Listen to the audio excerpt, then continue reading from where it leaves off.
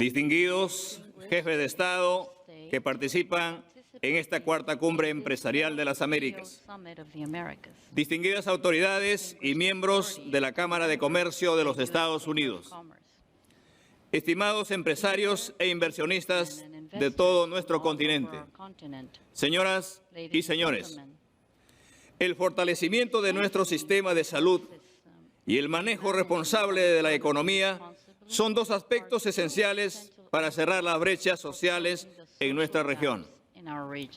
Entender esta realidad nos ha revelado la lucha contra el COVID-19, fundamental para construir juntos un desarrollo inclusivo y sostenible en las Américas. Durante la peor etapa de la pandemia, nuestro continente registró la tasa de contagios y muertes per cápita más alta del mundo, rebasando todas nuestras capacidades de respuesta. La inseguridad alimentaria se triplicó y más de 13 millones de personas en nuestro hemisferio cayeron por debajo del umbral de la pobreza. El Perú no fue ajeno a esta realidad. Al asumir el gobierno en julio pasado, when I took office last July, our priority was to overcome the serious crisis caused by COVID-19. We invested more than $1 billion in purchasing vaccines. To date, 83% of the target population has been fully vaccinated. This has greatly reduced the number of seriously ill people and deaths. In order to be prepared for new outbreaks, my administration has planned to purchase 55 million additional doses of vaccines, molecular and rapid screen testing. We are also planning on implementing new oxygen plants and hiring health professionals. My administration has increased the budget for the health sector by over 6% compared to that of 2021. In addition, in 2022, we have allocated over 1 billion soles to finance 56 investment projects in the health sector. We have also accelerated the implementation of projects. These projects are geared towards improving services in hospitals in various provinces. We have also started building health facilities in several regions. Similarly, it was necessary to help out the economic hardship of thousands of economies, particularly the poorest families in the country. In 2021, we provided emergency economic relief to 13.5 million citizens. Around 100 million soles were distributed in food to the most vulnerable people.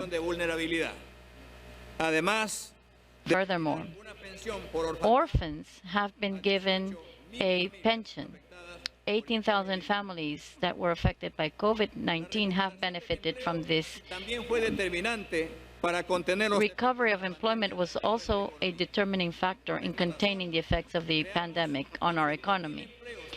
We have created 200,000 temporary jobs, among other actions, that allowed thousands of citizens to keep their jobs in the private sector. However, the ravages of the pandemic on the economies of our region still persist. The World Bank recently stressed that the economic impact of COVID-19 disproportionately affected disadvantaged groups. In this regard, the World Bank has stressed that it will be very difficult to reverse the levels of inequality and poverty in the near future, particularly in emerging economies.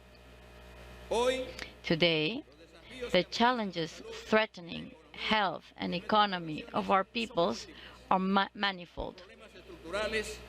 In addition to structural problems and deep social gaps, there are the imminent food crisis generated by the Ukraine war, as well as growing global uncertainty caused by high levels of inflation and problems in the supply chains.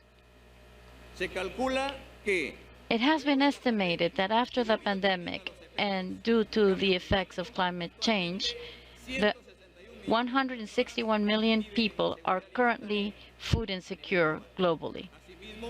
The World Bank also estimates that the war in Ukraine could add 40 million people to this situation. There is therefore an urgent need for concerted international action and a comprehensive set of policy responses at the national level.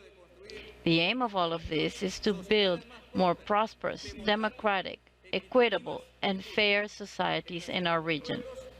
In this context, our people should have access to better opportunities, to a decent life.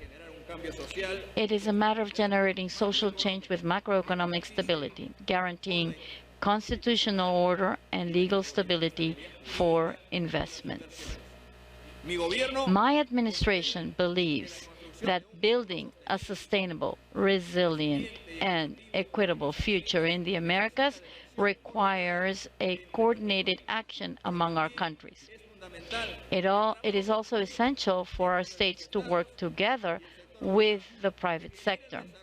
It is the private sector that generates the development of our peoples, and we should have at the center of our activities adaptation to climate change and care for the environment.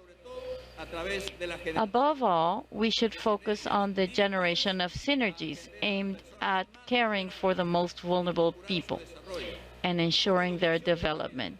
This can be achieved thanks to quality education, adequate health services, decent employment, respecting the rights of workers, and strengthening democratic institutions, and a frontal fight against corruption at all levels. One of the means to reduce poverty and promote these objectives is to enhance trade with our main partners. We seek to have balanced trade relations to generate employment and prosperity. For this reason, Peru is connected to the world through 22 free trade agreements. These agreements are with economies that account for 81% of the world's GDP. We have recently been invited by OECD to initiate the process that will lead us to becoming full-fledged members of said organization. Our strategic projection towards the Pacific has also led us to assume the presidency of the Asia-Pacific Economic Cooperation Forum, APEC, in 2024. In these tasks, we seek to consolidate our position in the world's most dynamic region. Results are clear. In 2021, despite the pandemic, Peruvian exports grew by 35% and set record figures in 23 markets worldwide. Thanks to the responsible management of our economy, we have been able to grow by 13% in the last year.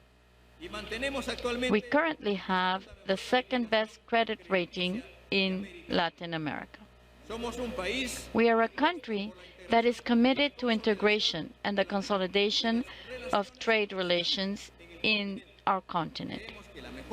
We believe that the best way to face common challenges is to join our collective efforts. Multilateral dialogue forums, such as the Summit of the Americas and its CEO Summit, are examples and ideal spaces for putting issues of shared interest on the agenda. It is also the platform that can help us in promoting initiatives with the participation of state, private, and actors and civil society. Businessmen consider Peru as an ally in the region with a strategic position in the hemisphere. Our country represents a dynamic economy.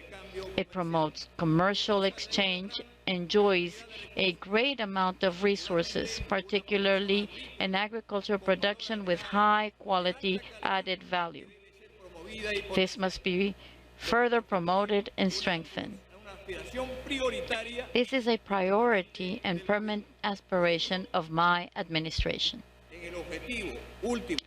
With the ultimate objective of consolidating private investment and thus the economic growth and welfare of our people, we should work in this direction.